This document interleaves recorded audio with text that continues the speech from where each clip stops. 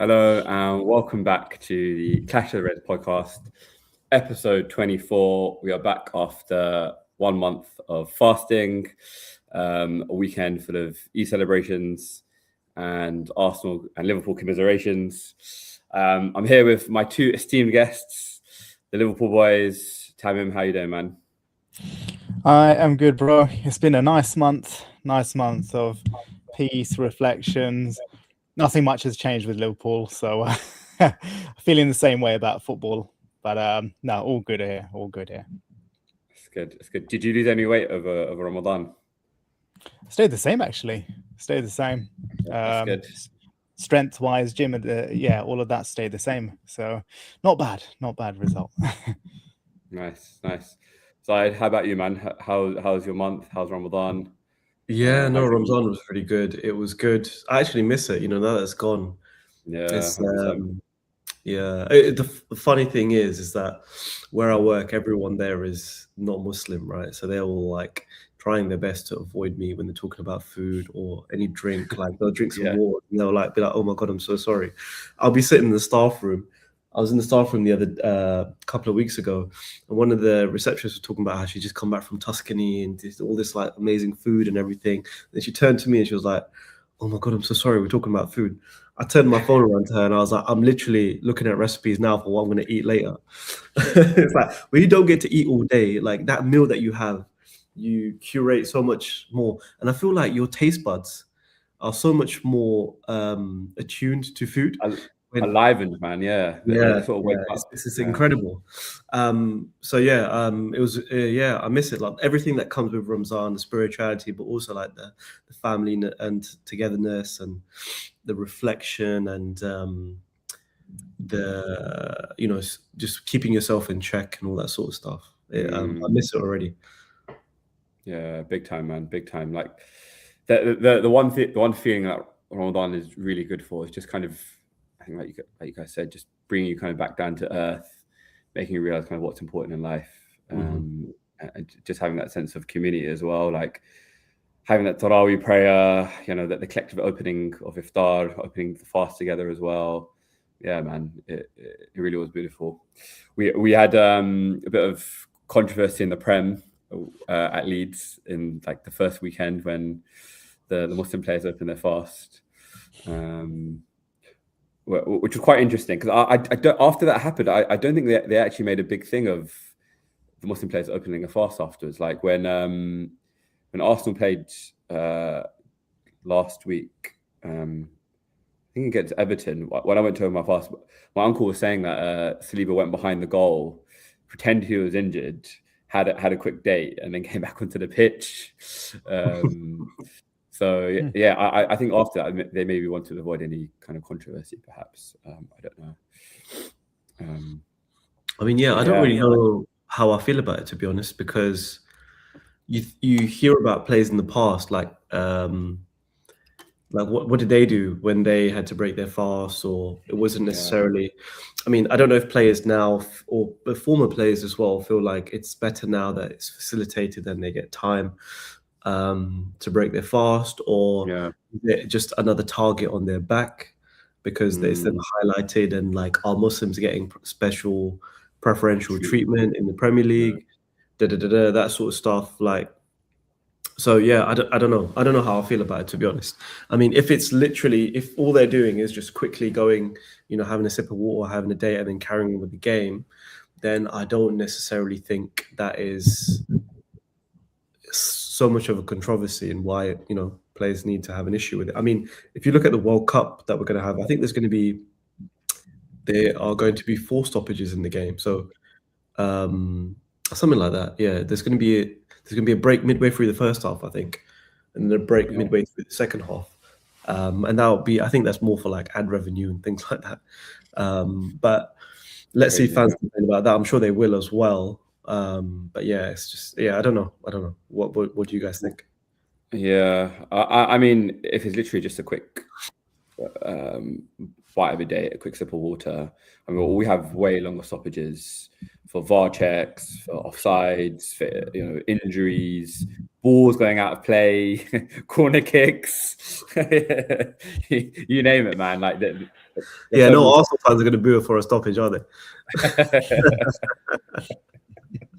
So yeah, man. Like, if it's a quick 30 seconds, like it doesn't bother me at all. You know, I can see it being a problem if it was like a minute or 2 minutes, but you know, for literally that, like I really don't see the problem.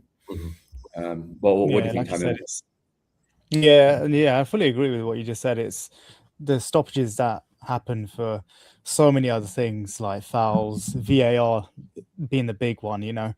That's you know, that can go on for minutes, you know, over 5 minutes in some cases that we've seen. So a quick 30-second thing. But interestingly, I don't fully remember it, but I do remember in the aftermath, I'm pretty sure the Leeds fan base said they weren't really booing the fasting aspect or the breaking the fasting aspect. I think they were booing the fact that it was poorly planned. And I think at that point it was, you could correct me if I'm wrong, but I think it was in the second half where it was sort of 5 minutes in and Leeds were on top and they suddenly stopped the play. So they felt like it disrupted their play. It was the first half. Yeah, it happened in the first half. Happened in the first half. Was it end of the first half? Or sort of midway? It was kind of like 10-15 minute mark and Leeds were on top.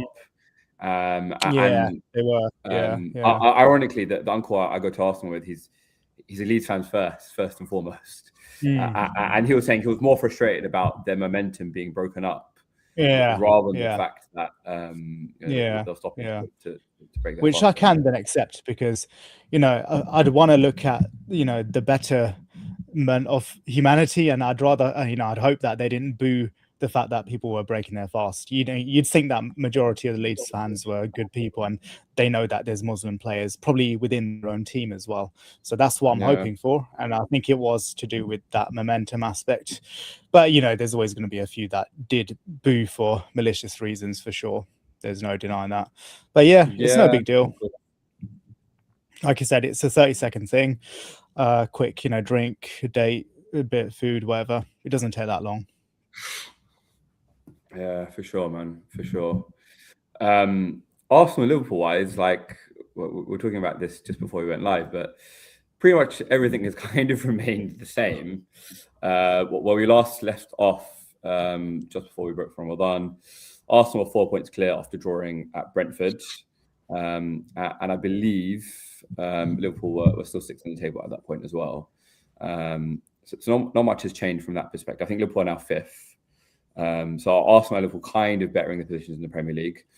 Arsenal were both going through to the FA Cup quarterfinals and both progressing to quarterfinals of the Champions League also. So progress from that perspective as well. But yeah, I guess like the first place to kind of start with is Arsenal's failure again to get over the line at Wembley yesterday versus Manchester City. I unfortunately managed to secure a ticket via my uncle. I didn't think I was going to be successful about it. Luckily, my uncle managed to get me a ticket. I mean, it was great to experience a final at Wembley. Like the build up to it, the nerves going in, the Arsenal chants, like going to Wembley station, the City fans as well, like that level of banter as well. You know, the level of atmosphere pre-match, like that was really, really great. And then up until maybe 10-15 minutes into the match, I think that's like the highlight of the game from an Arsenal perspective. Yeah, I'll let you guys go first in terms of like what you thought of the game, the performances, and then I guess I'll chime in my perspective, especially from like coming from Wembley itself. Zahid. Yeah, no, I mean, so from what I understood from the game, I didn't get to watch the game itself. From what I understand, I think. I mean, the general consensus is that Arsenal are a bit cagey. I think the first half, Arsenal were pretty much on top. There were points where, you know, City sort of held on, that Trafford double save.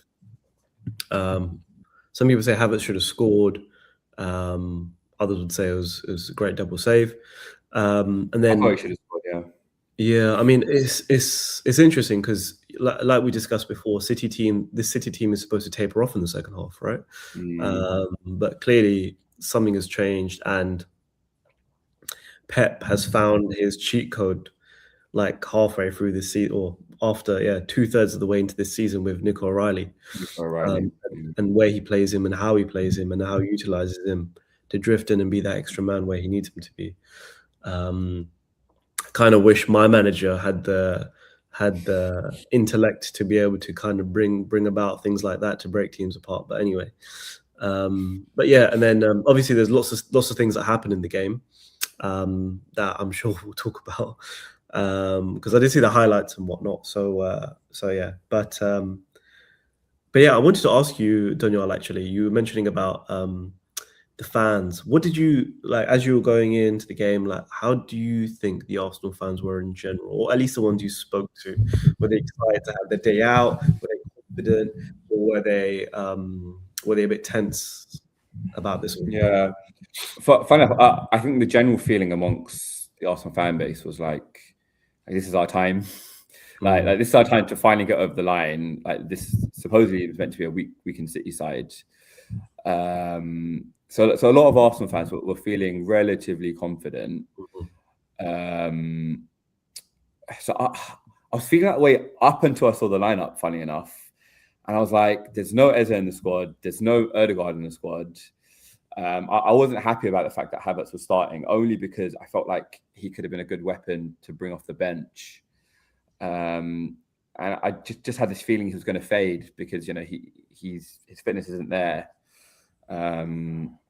So yeah, so I guess my confidence was kind of dampened at that point. Also, like news was floating around about Spurs losing as well, so that kind of brought up the mood amongst the travelling fan base. So yeah, and funny enough, I was talking to some City fans as well, and they were feeling there was a mix really that there was a feeling like considering that they just lost quite heavily to Real Madrid, they weren't feeling as confident leading up to this. But then some of them were like, "Well, it's Arsenal; they always bottle it. We know what they're going to do." So that was quite interesting. Also, I met that Professor Hamza, Man City hardcore dude at the platform at Green Park. I had a nice chat with him. It was like, "Well, hey brother, we can't be losing to you a lot. We can't be losing to you a lot. It's like, I'm fasting today, just for this day. I'm fasting today." I was like, "Okay, man." he sounded really nervous. He sounded really petrified about losing that final, and it was quite interesting. I was listening to a few perspectives, or like Manchester City perspectives, before the game happened, and there was this kind of consensus that this game kind of meant more to them than it did for Arsenal, because of what happened last week in the Premier League, where Arsenal really extended their lead at Everton, being Everton 2-0, and then City failing to beat West Ham and drawing 1-1. So there seems to be this feeling that this final kind of meant more to them than it did for Arsenal in some ways. And I kind of got that sense amongst the players as well, as they're on the pitch, that there seemed to be this determination that they were going to beat us yesterday. Yeah, I mean, Tamim, what was your take on it? Did you watch the whole thing? Did you see the highlights? So I caught the second half of the game. So I didn't really, I didn't see anything of the first half. I just had a quick read, and it looked sort of evenish on the stats. But I've heard a few people, and Zahid also saying that maybe Arsenal edged it. So that's what I gathered. But from what I saw in the second half, it looked like pure sort of Man City domination. Whether it was like Arsenal faded out, whether it, towards the end of the season, legs fading, everyone getting a bit more tired, and as you said, the psychological aspect as well. Maybe like Man City just wanted it more on the day because, though it's a one-off game, it could go either way. Really, two top teams. Man City just came out on top, but it looked like a well-deserved victory. It didn't look like it was well, the second half anyway, didn't look that close. It didn't look like City were under too much threat. Maybe towards like right at the end when it was 2-0 and Arsenal started having more of the ball. But yeah, no, it's interesting to see. Like, I think I agree with you. I think it meant more to Man City for getting this trophy and actually getting some maybe motivation and some small hope to like getting back in the. I mean, in the I say title race. They're still obviously in the title race, but there's we could say there's quite a low chance of them catching Arsenal up because it's sort of a 2-game margin as well as goal difference as well. So 3 games, yeah, 3 games, isn't it? I mean, 9 points behind with 1 game in hand. So yeah, but yeah, it's interesting to see. I mean, I'm not sure why Arsenal lacked a threat in the second half. Like, do you think it's a fitness thing? Because I feel like when I've watched Arsenal the last few games, even against like Everton, you won 2-0, but it was pretty tense throughout the whole game until like the last 10 minutes, and that's when you scored your first goal. I mean, and even the games before that, like Brighton, it was quite very tight game. If anything, Brighton had some good chances too. So I feel like it's been a kind of like a running theme of maybe Arsenal certainly not looking at their best the last 4 or 5 weeks or so. I do think it's. What do you think, Daniel? Yeah, a few things. So going back to, I guess, if we go back to the Chelsea and Brighton games where it was pretty much like haram ball for both those matches, like from that perspective, it was just about getting the result. Like, get over the line. That's all that matters. Like, you worry about performances in August and September. You worry about results in March, April, and May. From this perspective, like, there was an element of that kind of catching up with us. And I guess my fear of not having a proper number 10 playing was kind of brought to fruition in some ways. Like, yeah, it really worried me that Eza wasn't there. We did lack his spark. Like, he was really coming into the team quite well, I felt. The Everton match, like you're saying, it was tense. It was only tense because we hadn't scored, but we were really the dominant side. Like, we should have had a penalty in the first half in that game. We were basically peppering their goal. So it definitely wasn't a haram ball from that perspective. And it took Max Dowman coming on, 16-year-old in year 11 coming on to change the match for us. And that's what a lot of the Arsenal fans were calling for yesterday. Like, we wanted Max to come on to try and change that game. But yeah, like, it just felt like Arteta wasn't brave enough to make that sub. The other thing, Odegaard. Why were they not in the squad? Odegaard had a knee injury since the Brentford match, where he was trying to clear a ball, and I think he re-damaged some ligaments. Eza had a calf injury that he injured in the Everton game. He was asked, like, are you going to be okay? Because we've taken off immediately. He was like, yeah, I'm fine. Scored an absolute belter against Leverkusen in the midweek. And then was withdrawn from the squad. So apparently it's a calf injury. And he's completely out of the England squad as well. So it's not looking good from that perspective. Like, the rumours are that he might be out for a considerable amount of time. So yeah, we just lacked that extra body in midfield. Like, compared to Man City, that they had like pure like techers on the pitch in Rodri, Bernardo Silva, Cherki. And we just didn't have that technicality in midfield. Like, what we're asking Zubimendi and Rice to do the same things that like an Odegaard would do or an Eza would do, and it just won't work. The other thing, the turning point for me in the whole match was Hincapié getting booked. So it was round about the 35 to 37 minute mark. We kind of cleared the ball, and then there was a quick transition, and Hincapié tried to basically stop the counter attack, and he gets booked at that moment. And from then on, City were getting a lot of joy on their left hand side, so that they were really attacking that left hand side, knowing, and that's where the goal came from initially, knowing that Hincapié can't take a challenge, otherwise he's off. So my gut feeling was like he needs.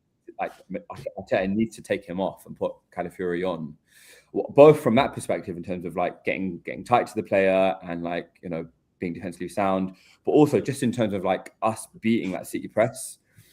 We were just like, we couldn't get out of the press from Shirky, from Haaland, from Semenyo, from Doku. Like they were man marking all of our defenders, and I think also Kepa being in goal, like he's not as good as Raya. Like that's clearly, but he's also not as good on the ball. And whenever we faced City and done well against them, it's because we've had Raya on that pitch, and he's made the difference. And yeah, we definitely missed him yesterday, especially when it came to that first goal. The other turning point as well was, again, City on transition and Kepa running out and basically getting that booking, which could have been Dogzo. I don't think it was for him to get sent off. But from that point onwards, it just felt like City were going to score any moment from then. And again, Arteta was too passive to make any subs.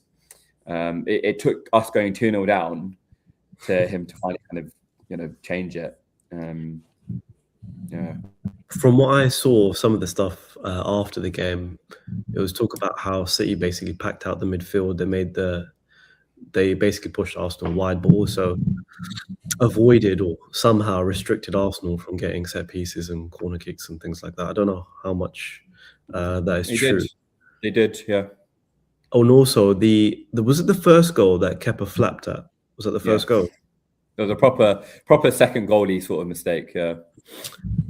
So and then the second goal was Saka not tracking Nico O'Reilly, right? Yeah.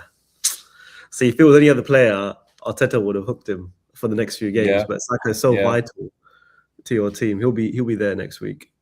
Man, my uncle has been on Saka for months now. Like he's saying, he's not the same player since his injury. Not the same player since he signed that 300k contract. Yeah, not the same. It's the contract syndrome as well, man. 100%. Feels like there's debate whether a player that young should be on that kind of wage at a club. But I think you've got. I think even Havertz is on quite high. Havertz is on 270, 280. So Havertz is the second highest earner. Yeah. Fair enough. I mean, so I mean, I was thinking about this whole Kepa situation and should Arteta have started him? Should he not have? Like Carragher's come out and said like Arteta owes him nothing. He doesn't have to play him in the final. There's many occasions where managers will drop the keeper that they've played throughout the tournament for their first choice keeper in the final. Arteta himself in previous Carabao Cup years, he had Bernd Leno in goal as backup keeper, and then he put Ramsdale on in like the semi-final. So Arteta himself has done that. So I don't understand why he chose to start Kepa. I mean, I think about when we won the league title, the League Cup against Chelsea, and we had Kelleher in goal. But he is a quality keeper, though. And I think he scored a penalty as well, didn't he? I think he scored a penalty in the shootout and saved the penalty that won us the game or something. But I think his penalty saves record is better than Alisson's as well. I think that was quite sort of...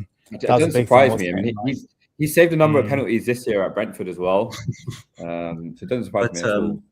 But yeah, I feel like the gap between Alisson and Kelleher, or let's say the gap between Trafford and Donnarumma, is much less than, say, Raya and Kepa. I agree. And so, is this just Arteta being Arteta? Because normally, when it comes to Champions League, crucial games, Pep in the past has over-tinkered and like over-analyzed and done too much and then lost the game because he just done too much. But in this situation, he's on the other side of this. And it's Arteta who rather than being active, he was reactive, or even then, like, he was passive in terms of his decision making in the game. So and I was really frustrated with him, man. Sorry, I was really frustrated with Arteta yesterday. Like I said, like at halftime, like Nkapia was just calling to come off, and then when it wasn't working for the first 10 minutes, it's like it doesn't matter. Like it doesn't matter that it's not 60 minutes. Just take him off. put Calafiori on, but both in terms of like give us a left-hand side, because he's a bit of a maverick. You know, he can get us up the pitch. Run around, right? Yeah. He can run parallel. He as soon as he got on, like he headed. He almost scored. Like he headed a shot right at Trafford. Towards the end, he narrowly missed the goal. Like he made a difference immediately. And I think that was what was also quite frustrating. Like, you know, he almost played it too safe yesterday. And you know, like if you're going to lose, lose by falling on your own sword. Like if you lose 3-0 and you've got Max Dalman on, like it doesn't matter. Like you're losing the cup final anyway. Just try something different. You're 9 points clear, right, in the league. Yeah. You're into the next round of the Champions League. You're like, you know, what do you have to lose in this situation, you know? Yeah. And I'm in the talk before the game was all about how this is the first test between City and Arsenal, who blinks first. This can set the momentum for the run in, But I mean, considering it's a 9-point gap, even though City have a game in hand, the fact that they drew against West Ham, you know, doesn't mean that they necessarily win their game in hand. But yeah, I feel like Arsenal had nothing to lose, but yeah, it's just the occasion might have gotten to Arteta or the team, or the desperation, this whole trophy desperation thing. Yeah, I think it did as well. You could sense an element of nervousness just in terms of our passing. They were hoofing it long rather than actually trying to aim for long passes properly. They're trying to force a situation rather than playing. They're trying to force a situation, yeah. I mean, like Saliba said before, like I haven't won anything at this club. Like I'm desperate to win. In fact, the three players who actually came out with the best from an Arsenal perspective was Saliba, Gabriel, and Calafiori. Like the rest of the team, it just felt like the occasion got the better of them, and City looked like the ones who had been there before, had worn the t-shirt. They big brothered us basically. They bullied us.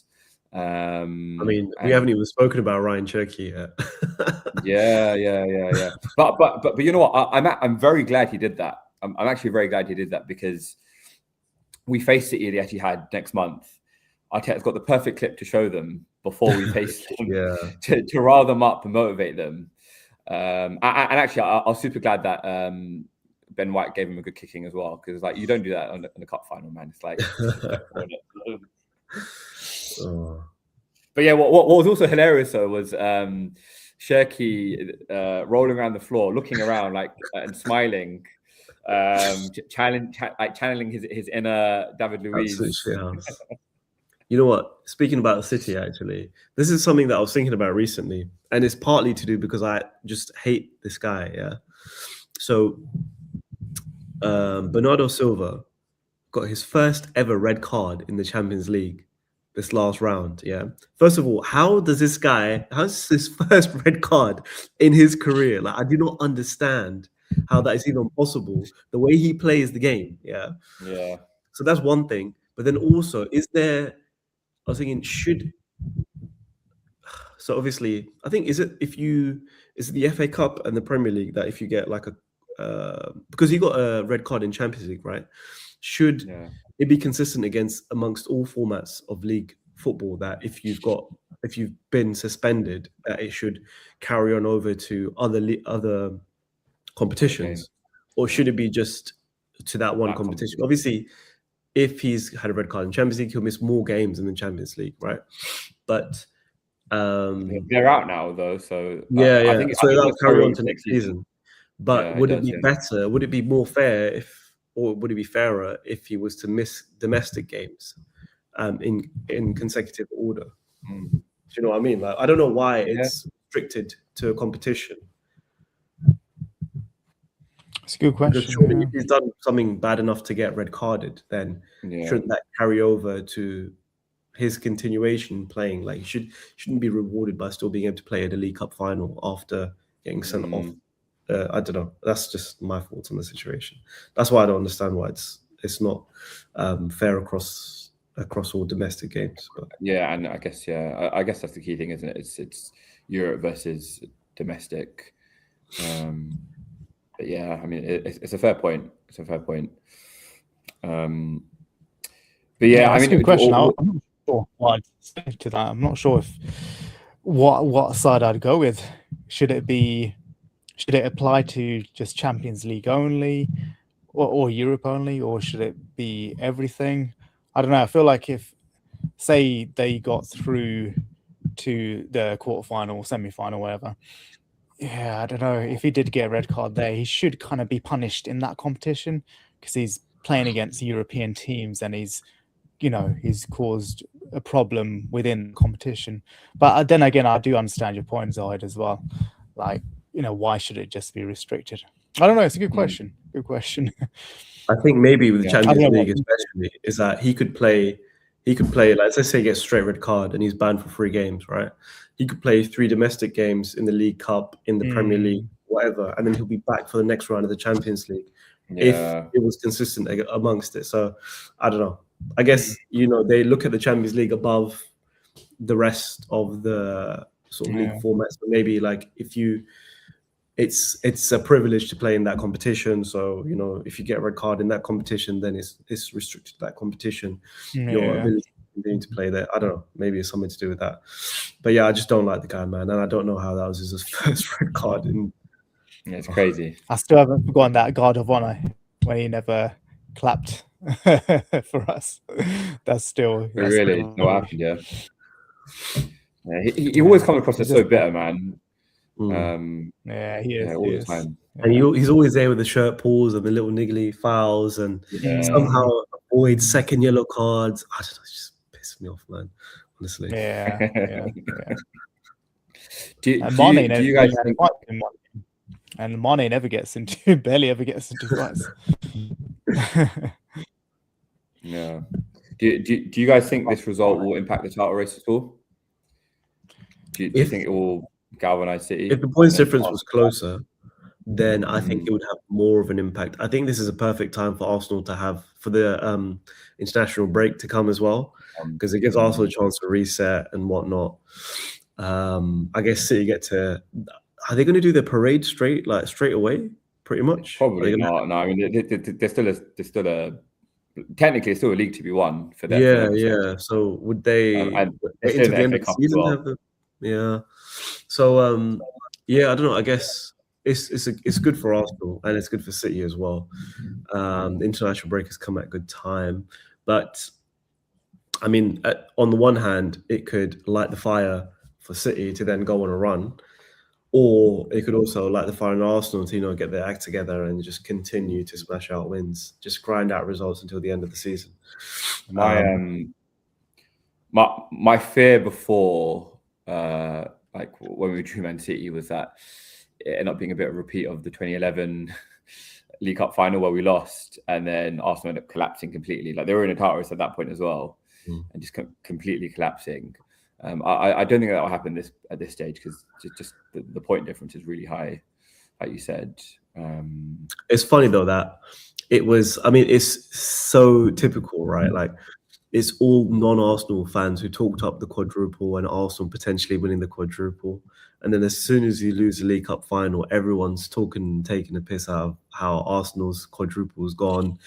They can't win the quadruple. Blah blah blah blah blah. It's like everyone had just built Arsenal up to fail, basically. It's so clear.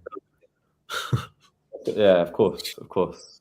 Arsenal fans bought into the hype as well. Like, we'll be real. Like, Arsenal fans. I think they started to. We're winning it all. Say again. We're winning it all, and all that kind of rhetoric. Yeah. Like, I think that they started to believe that hype. Like, maybe after. I think once we drew Southampton, and then saw that Champions League draw as well. Yeah. Like, actually, this is actually doable. But yeah, I mean, we're still in a great position. We're still in. There's 3 other competitions as well. The onus is on them now to go and beat Bournemouth, which is no easy task. They haven't lost in 11, 12 games now since losing against us at the Vitality. So longest unbeaten run in the Premier League. So it's no easy task to beat them. And then hopefully again put a bit of pressure on City before they face Chelsea the following day. So yeah. I mean, Chelsea are absolute joke at the moment, man. Like, Yeah, they're a joke right now, innit? but yeah, what can you say, really? I mean, I just don't understand. I think it was Kevin Kilbane came out today or yesterday saying he doesn't know what's happened to his former teammate Liam Rosenior. It's like linked in Liam. Honestly, it's like where I don't know what he's doing, how he's talking like this, and da da da da. I think he's always been a bit like that, though, to be fair. Like, right, I shared that post of him boasting about his GCSEs when he was a Hull player. Just like, come on, That man. is proper. That is very LinkedIn, Liam. 100%. 100%. Yeah. Oh gosh.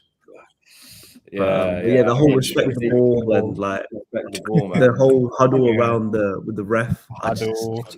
It's just like Paul Tierney, like he made the point to Rosenior, like you got so upset about Arsenal apparently encroaching in your area, in your half, when it was just a stray ball that the goalkeeping coach was trying to pick up, and he got so upset about that. And Paul Tierney, the referee, was like, "You got so upset about that, but this is the opposition's kickoff, and you're doing a huddle around their kickoff right now. Like no idea about the double standards being there, and him kind of deflecting it onto the players as well. It wasn't my idea.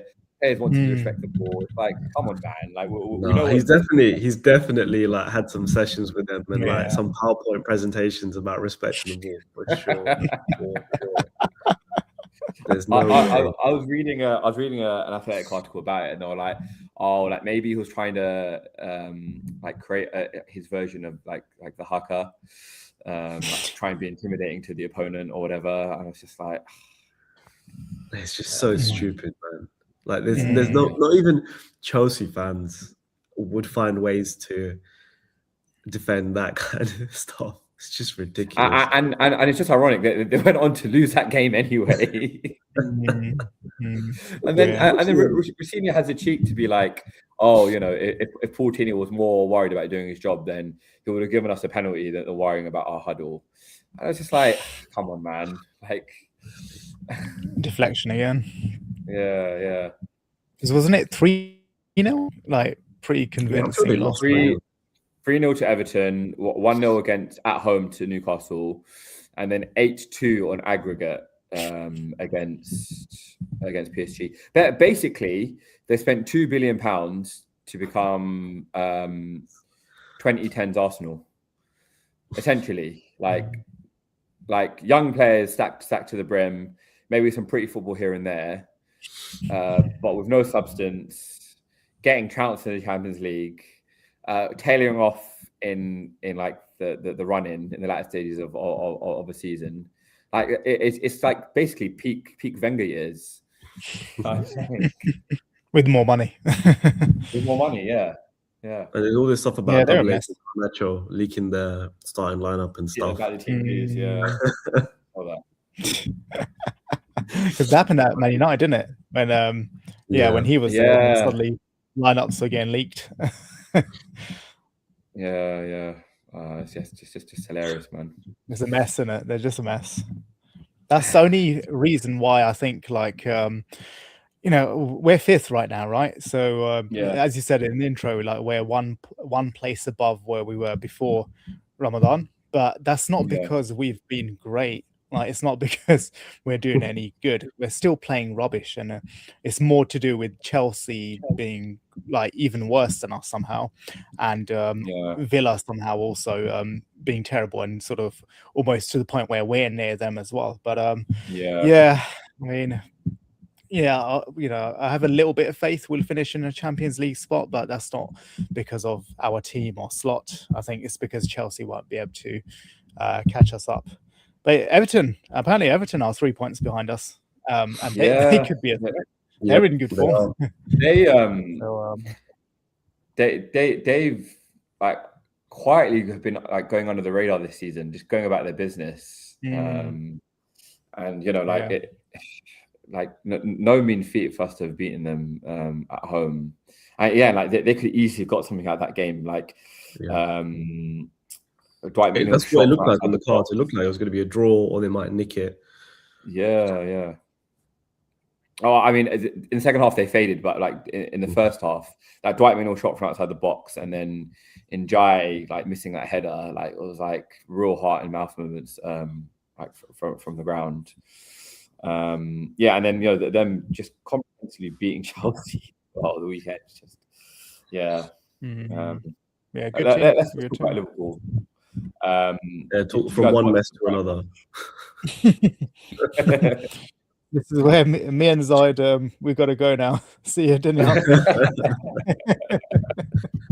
I mean, it's just same old, man. There's like we've just been repeating the same stuff all season, man. There's not much. I don't know. Like the players, they're up for it when it comes to the Champions League. Although saying that, in the first leg against Galatasaray that we lost, we had so many chances at the beginning of the game where they could not play out the back. I think we had at least 5 or 6 where we could have capitalized and scored, but we didn't. And they went on to then score and win the first leg. And the second leg, I mean, things clicked and things went well for us, and we won the game comfortably. But I don't know. They seem to be up for it. Like Salah was up for it as well and whatnot. But when it comes to domestic form, it's just I think they've just given up. Man, you guys properly let me down. You were playing Spurs the weekend before, and I was like, you know what, Liverpool are gonna hammer Spurs. Spurs are useless. Spurs are rubbish. I'm like, I'm going. I had 3 free transfers or 2 free transfers in my FPL. I'm like, no one's gonna bring in Salah. I'm gonna captain Salah. Vice captain Ekitike. Both of them get benched. Both of them basically do nothing when they come on, and manage to like give Richarlison an equalizer in the last minute. I'm like, this club, like as in Spurs, haven't won a single game or got a single point in 2026. Like they've been so bad, and Liverpool basically give them a shot in the arm. But basically, I think you guys gave them the confidence to go and beat Atletico. They still lost the tie, but they went and won their first game. And the irony of it was like it spurred the fan base to go and give them a parade before the Nottingham Forest game. Like, what type of fan base has a relegation parade before a 6-point match? Like, honestly, man. Yeah, and they went on to lose what 3-0. They went on to lose 3-0. Yeah, it's insane. Only Tottenham. Yeah. I think that's probably our worst result of the season. Like worse than losing to Wolves. I agree. Worse than the Leeds game earlier on in the season. Like and Richarlison of all people, letting him be the one to score the goal as well, considering how much we hate that guy. It's just absolute joke, man. I feel like Slot has also given up as well, and he'll be gone at the end of the season. I'll be surprised if he sticks around. I mean, if we get into Champions League, you're going to take Alonso. Sorry, do you reckon they'll sack him and get Alonso? I think it'll be a mutual agreement kind of thing. I don't think he'll get sacked, but I think we'll probably go. That's just crazy to go from winning the league in your first year to then your fans wanting you out in the second season. It's just, I mean, things have not gone our way as well. The luck that we maybe had last season, we've not had at all this season. I mean, like Isak comes back, first game gets injured again. We lost Jota. Like we spoke about all these things already, but it's just, it's just a cascade of issues that have happened this season. Missing out on players, missing out on Mark Gahey. We even linked with Semenyo as well. Yeah, just all this sort of stuff, and it's just been absolute shit show. Like, if we finish 5th, I'll be very happy that we've at least got Champions League to go into next year, and we'll have some. I mean, we're gonna have to recruit again, even though we spent so much money. We're gonna have to recruit again in the summer. But yeah, I would prefer if they are going to get rid of him as soon as the season's over, get him out, get the new manager in. Let them have a pre-season with the players, and do early, 100%. Yeah.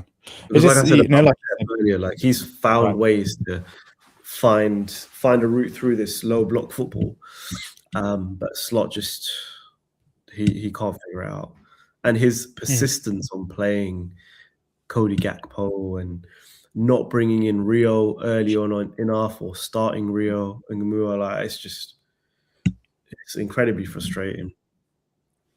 Yeah. And he'd rather moan about the low block than try to figure out. So he,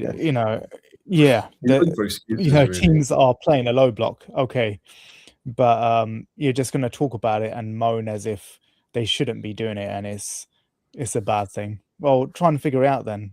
Teams can do what they like, and if that works against us, it works against us. There's no point moaning about it. Try and do something about it. But yeah, I'm with you. Ideally, early doors, mutual agreement, he leaves. He won us the league, so give him some sort of respectable kind of mutual agreement on leaving rather than a sacking. You posed a question, Danyaal, like if he wins the Champions League, would we keep him? I just can't, it's a good question, but I just can't see him winning the Champions League, because look at what he's doing against teams like Spurs and Wolves and Leeds. I mean, yeah, we might be able to luck our way potentially, but it's such a slim chance. Like if we don't get trounced by PSG, we're going to get destroyed by like Bayern or someone else.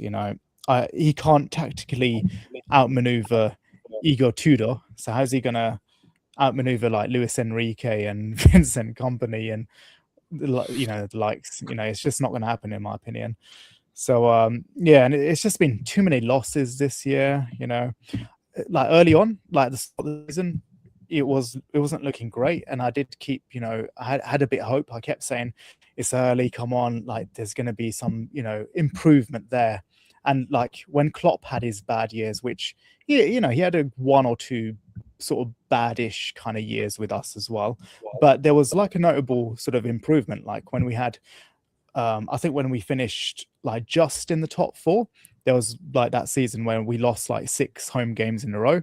But then as the season went on, you could see clear changes and there was marked improvement. And then we went on a wicked run to eventually get on top 4. Alisson scored that header. And plus you could say, we had the midfield issues, the injury crisis. Klopp had his reasons why we were dog shit, but even then he still managed to fix it. But we don't even have that much of an injury crisis, and Slot's still not been able to figure it out. So like, there's leagues apart differences between how Slot and Klopp managed to fix their issues, and Slot's not managed to fix any issues at all. So for that reason, that's a big one for me.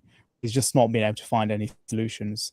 So I am very much leaning towards Slot. I think the time's there. He's done his 2 years.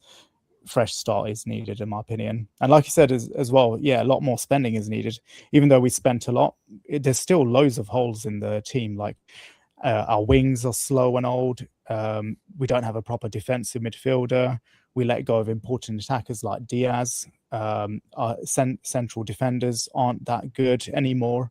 There's a lot more needed in the squad, in our first team. Yeah, it'll be interesting. McAllister he's been linked away from the club. He's young as well, man. He's like, was he 20? He's not that old, is he? Crazy. But, he was older. Okay. Yeah, no, he's very young. I don't know if he's 24, but he's very young.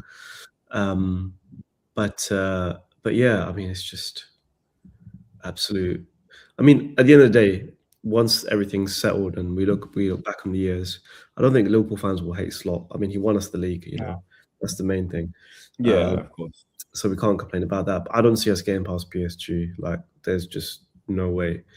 I was going to pose this question to you, Danyaal, actually. If Arsenal can get past Sporting, do you think you'll be able to get past Barcelona? Because that's the main team on your side of the draw that you've got. Yeah.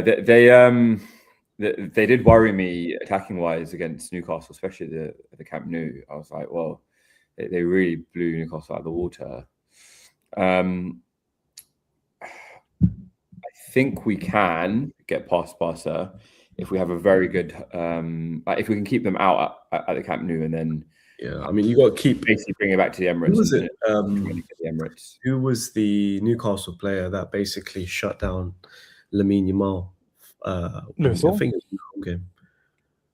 I can't remember who he was, Yeah, but Lewis basically Hall, wasn't marked him. Yeah, Lewis Hall. Yeah.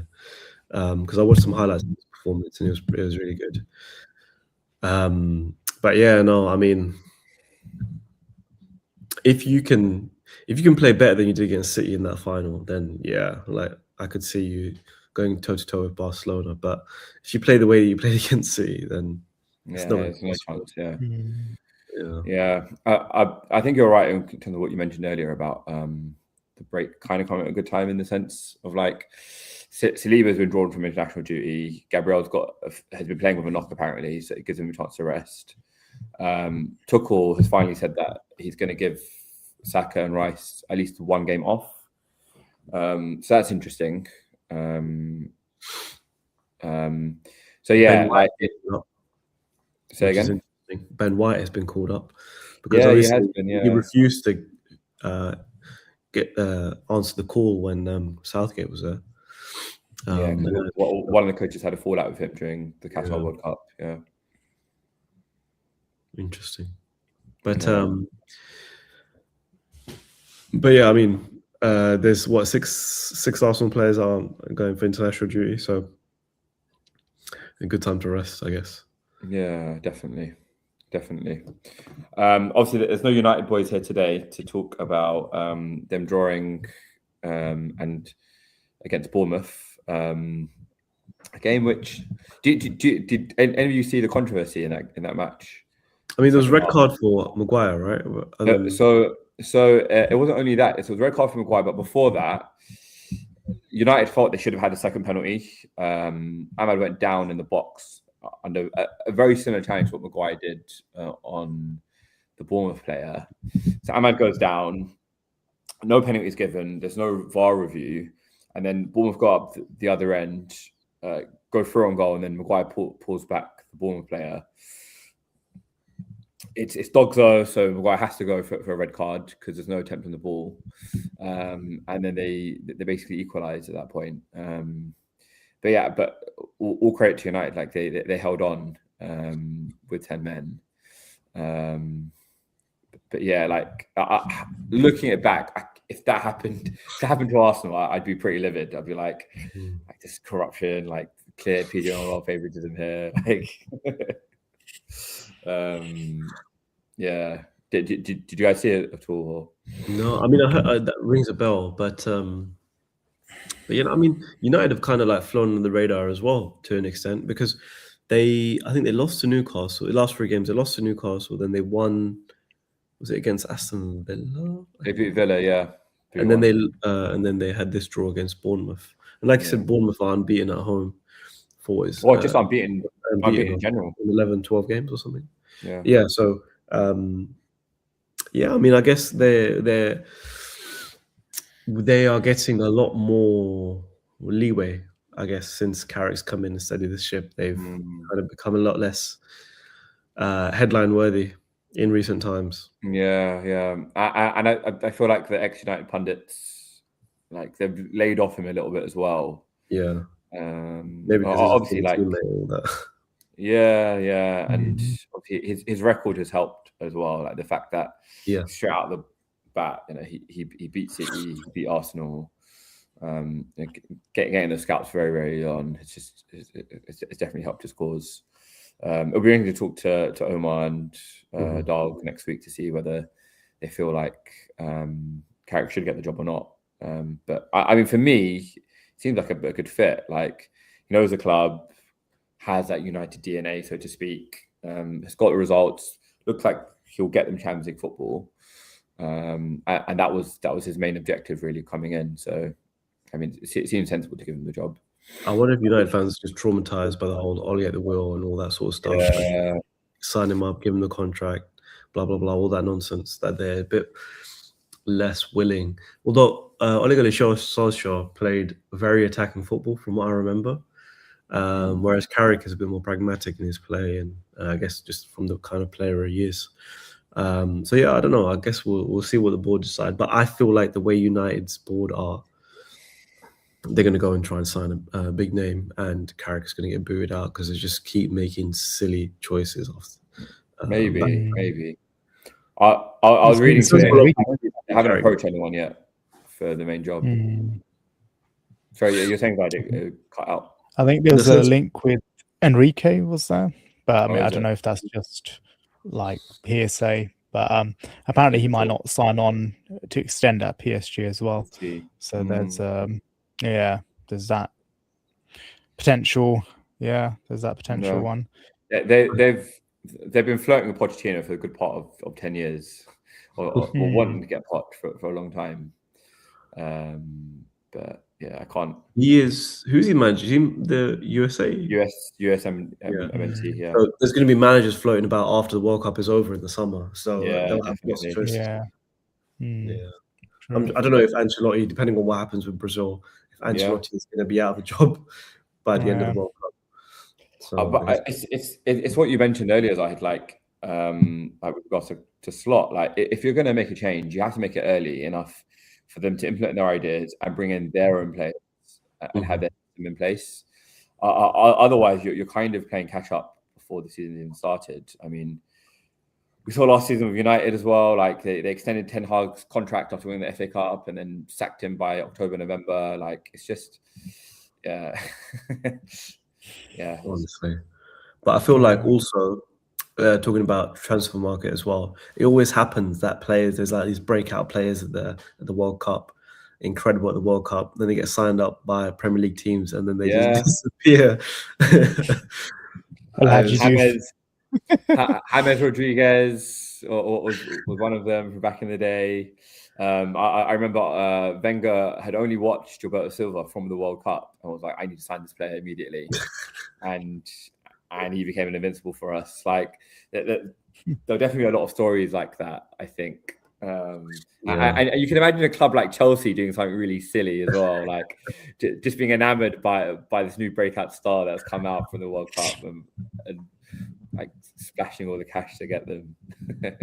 I mean, I wonder, talking about the World Cup, I wonder what's going to happen to Iran, because they initially said that they pulled out from the World Cup, right? And now there's rumors that they asked to play their games in Mexico instead or something like that. And then, it's just crazy. Like, the FIFA Peace Prize winner is the only person who's just tanked the world economy. And honestly, it's just insane what's going on in the world right now. Yeah, it's madness, man. Absolute madness.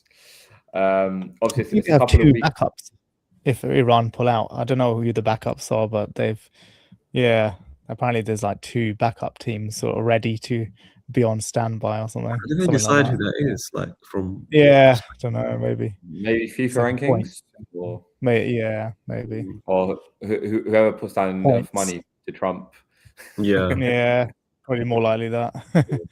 Infantino, I mean, we haven't even talked about the AFCON fast. Like, we were on a live stream straight after the final 2 months ago, talking about what happened there, and then last week, Senegal getting stripped of it. It's just ridiculous. Like, honestly, I think the laws are the laws of the game, right? And if that is like, if a team walks off the pitch, then they technically forfeit the game. Then it's all on this is the thing, right? They didn't leave the pitch entirely. They did come back on eventually, and the argument from Senegal's position is that the teams played to the whistle, and the match resumed after that interruption. So like, I can definitely see it from Senegal's perspective, but I've even been hearing like a lot of the Morocco players were like, well, we don't want this hollow victory. Like, it doesn't mean anything. Should have been done there and then, right? That's why would you do absolutely. it like 2 months and like, if you're going to strip them like a day after, 2 days after, a week after, like not 2 months after it's happened. Like, just I feel like at this point in time it's too late. If this was like Europe or European competition or World Cup or something, then the team Senegal would have got fined or something, or something Yeah, wrong. They would have exactly. got banned from the next AFCON or something like that. Yeah, that seems like a more appropriate sort of punishment, Yeah. rather than stripping them. But It's just AFCON doing AFCON things, man. It's just sure. And then Senegal are complaining about corruption. Like someone in Morocco is like paid blah blah blah blah. It's just I saw that. Yeah, it's just typical AFCON drama, man. It's just, what more do you expect, or what less do you expect? I should say. Well, yeah. Oh man. Well, we've been going an hour, guys. If you're still with us at basically 10 to midnight, please like, share, comment, subscribe, all that good stuff. I guess we'll wrap up with some predictions. It's FA Cup weekend when we return. Talking about Man City, Liverpool. Seems like it's the highlight match of the quarterfinals. What's your prediction? I mean, you guys are pretty down on Liverpool at the moment. Go on, Tamim. I feel like we're gonna. We're gonna lose 3-1. I feel like City's confidence is pretty high now after their League Cup win, and we're just shit. So 3-1. That's my deep analysis there. Okay. Zahid? I think we'll probably end up. I guess it depends what happens with the international break and if players get injured or what happens. But every time I've felt like, Slot's got this international break. He can get the game plan ready. He can get the team ready. Then we go and still fucking lose when we come back after the international break. It's just a joke, man. I expect us to lose at least 2-0. I'd love if, Ekitike comes in and shows how clinical he can be. If Salah finally gets the form back he has last season and does something, it could be a good game. It's a cup game anyway, so there's nothing to lose really. Both teams are just going to go for it. But yeah, I feel like City will probably win. I'd hope to think that we'd score a goal at least. We could end up going and winning it 3-1 or something. Who knows? I mean, the general consensus is it's probably we're going to get battered, basically. I don't think that will happen. I'm going to go for a 2-1 Liverpool win, actually, because you guys surprising a lot of people. Just City. I know they beat us yesterday, but again, they're not the City of old. So I would imagine they might rotate as well, and you might have your first team out for that match. Would you just randomly? I was just thinking about trophies. If you were to win the Champions League, but lost the league, would you be satisfied with the season overall? Or because Ordinary, I don't know if this is true, but Ordinary came out and said, "Forget all the other trophies. It's all about the league." I mean, I've seen us win a number of leagues in my lifetime. I've never seen us win a Champions League at all. So yeah, man, get me big ears, man. That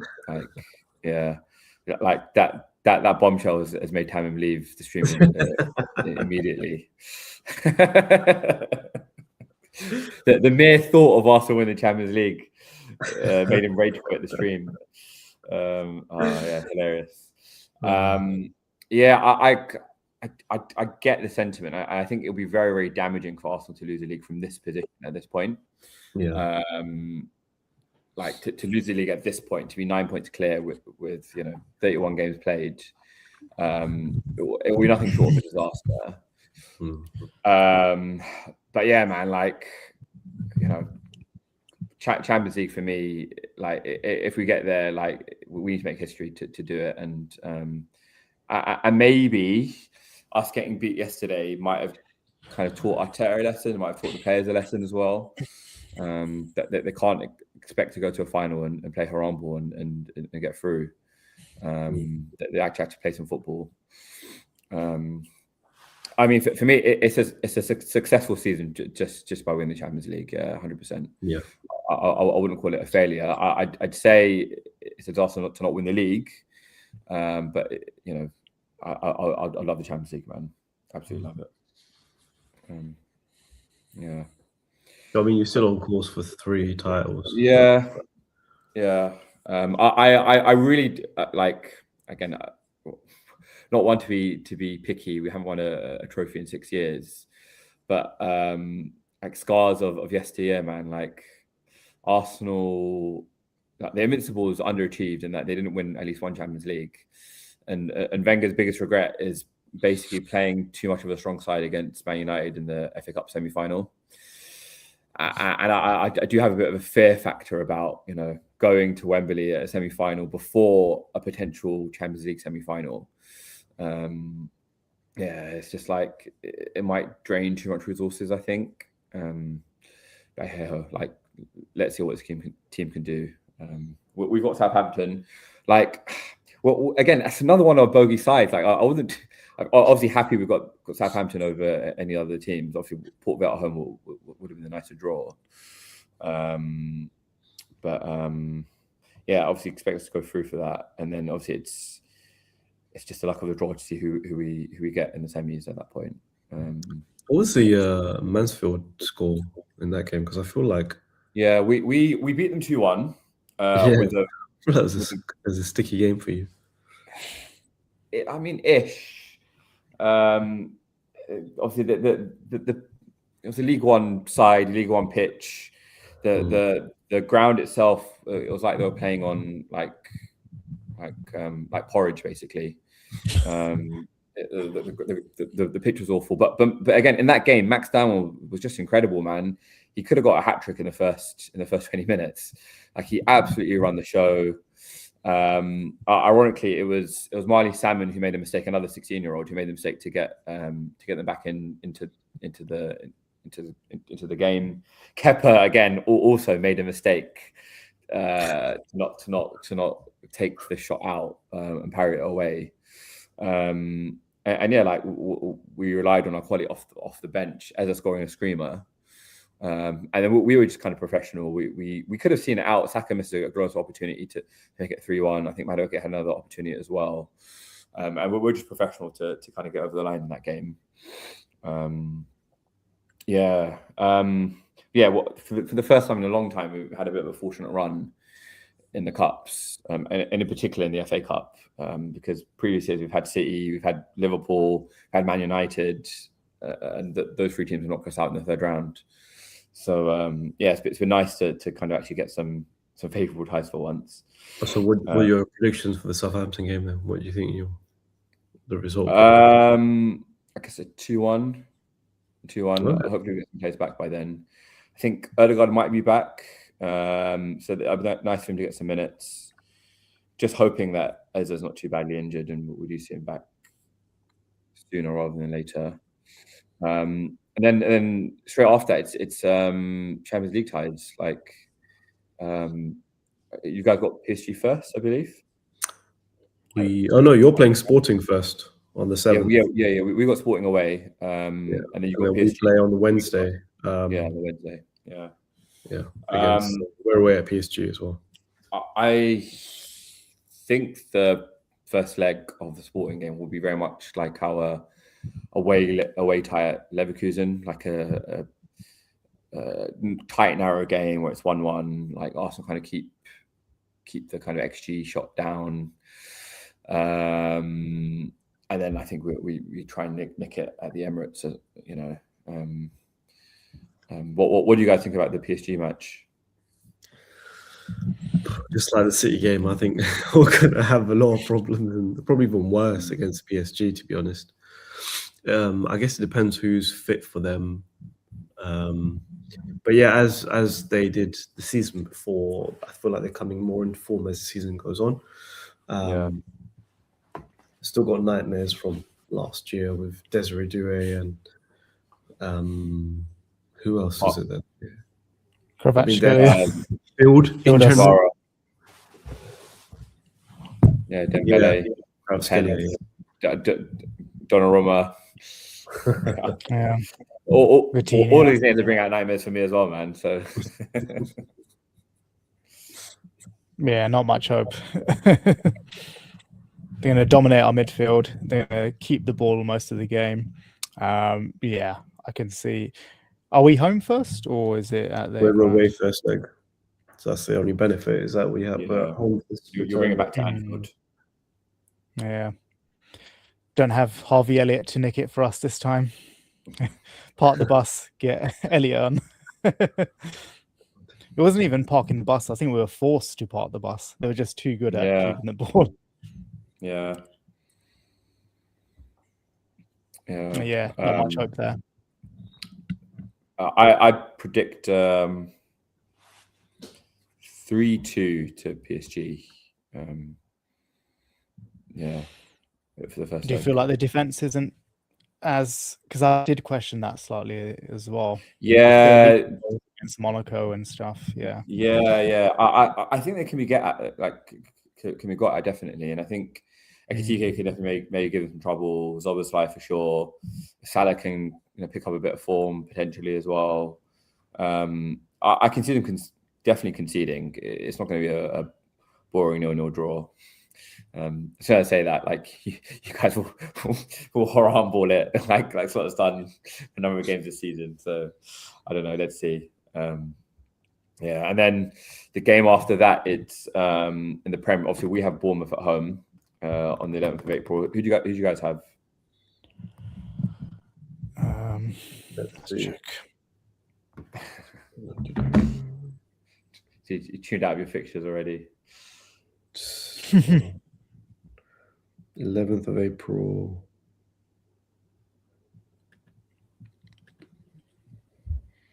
Yeah, Danyaal, there was a time where I would know who the next 3 games were.